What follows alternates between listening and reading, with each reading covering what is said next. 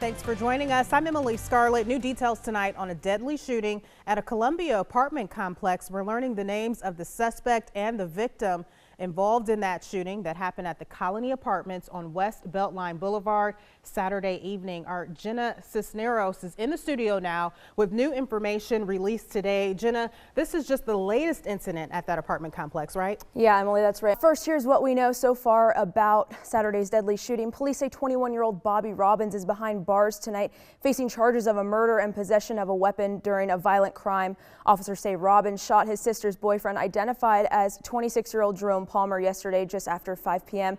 They say Robbins was running from the scene and refused to stop for police commands and was also seen tossing a handgun as he attempted to escape. No motive for the shooting has been given so far, and a search on our website shows that this is at least the 5th shooting at the Colony Apartments since 2013. A 21-year-old man was arrested in March of last year for a deadly shooting during an armed robbery at the apartment complex, and a mother of 3 was killed in a shooting back in 2015 there as well. And for the latest shooting, police say Robbins is being held at the Alvin S. Glenn Detention Center tonight. Back to you, Emily.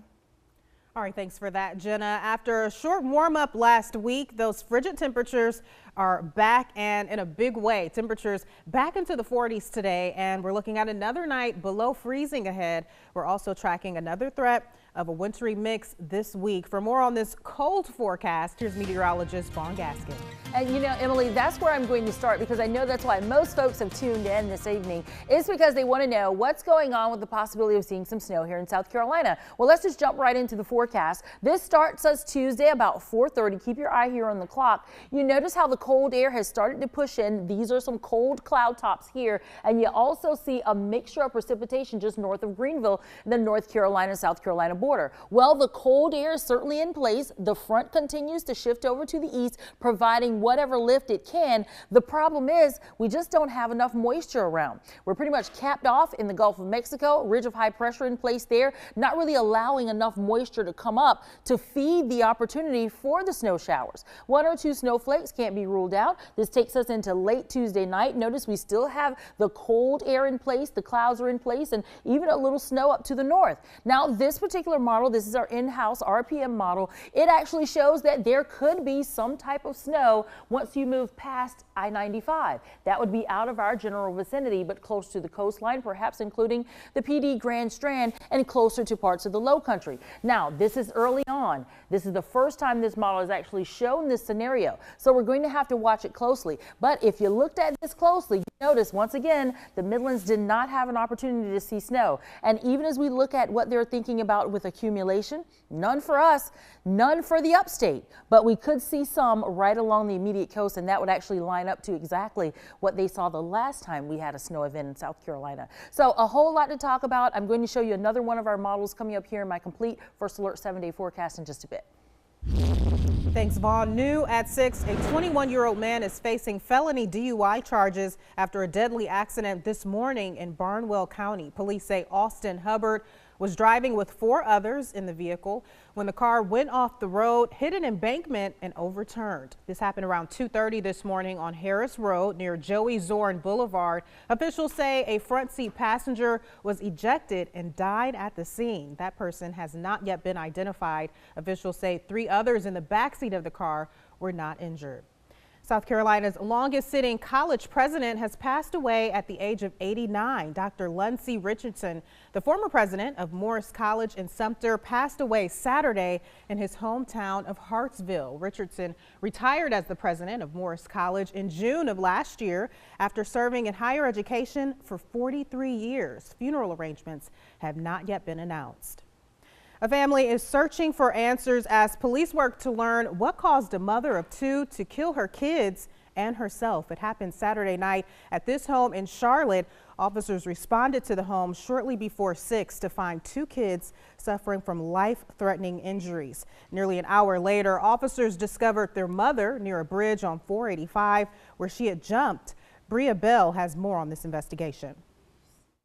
We're very saddened for the family and for the friends, and we're also concerned for the officers that had to interact and deal with that tonight. According to neighbors and even police officers, nothing indicated that something so terrible would have happened to this family on Sebastione Drive. Certainly not a troubled home. A boy who was just 7 years old and his baby sister, who had just turned 3 in December, were found inside the home by police with serious injuries. Officers would not go into much detail, but stated the 2 children would later die at the hospital. And it was their own mom, who police have not yet named, who caused the injuries before jumping off a bridge onto 485. But obviously it's a real tragic event for all involved. As of now, police don't know what led the mom of 2 to this heartbreaking ending, but they're in the middle of speaking to relatives and neighbors of the family to help all involved find some kind of closure. But that's going to be a key component of the investigation, and we're nowhere near ready to speak on that. The mother has since been identified as 34-year-old Christina Treadway. Police say they had never been called to the home before and that no one else was inside when officers arrived. In your health alert tonight, the Georgia Department of Public Health says 5 people have died this flu season in the state, and that number is expected to rise. So far, no children have died, but local hospitals are seeing a huge spike in cases, especially amongst kids. The CDC says the flu is reaching epidemic proportions this flu season. More than 300 have been hospitalized in Georgia with flu-related illnesses. Kids remain the most at risk to fall dangerously ill from the virus.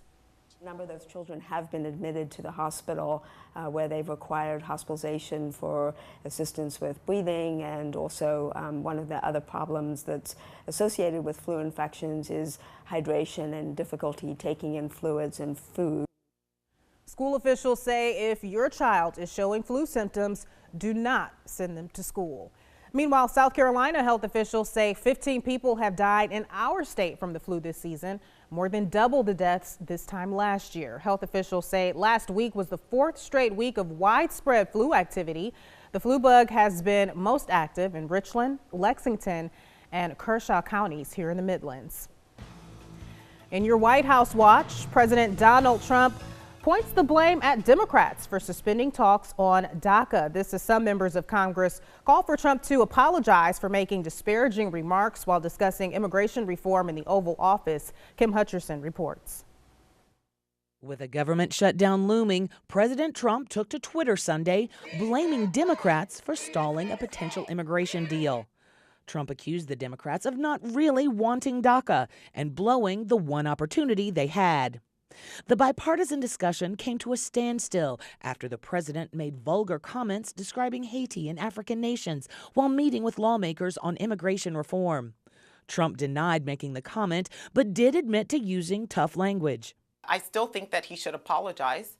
I think that there are people that are looking for an apology, and I think that that would show real leadership. For many lawmakers, including the first Haitian American Congresswoman, coming to an agreement on DACA is essential.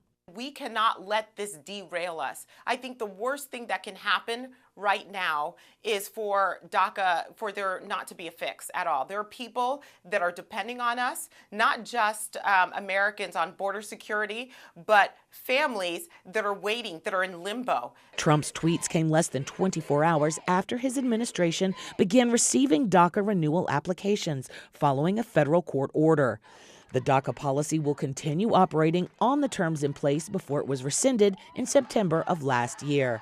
I'm Kim Hutcherson reporting. Coming up, we're getting our first look at a dramatic apartment fire rescue in Georgia. We'll show you the incredible images caught on a firefighter's helmet camera coming up. Plus, the cold is back tonight. You're in store for more below freezing nights this week. Could you also see a wintry mix where you live in the coming days? That answer and more when we come back.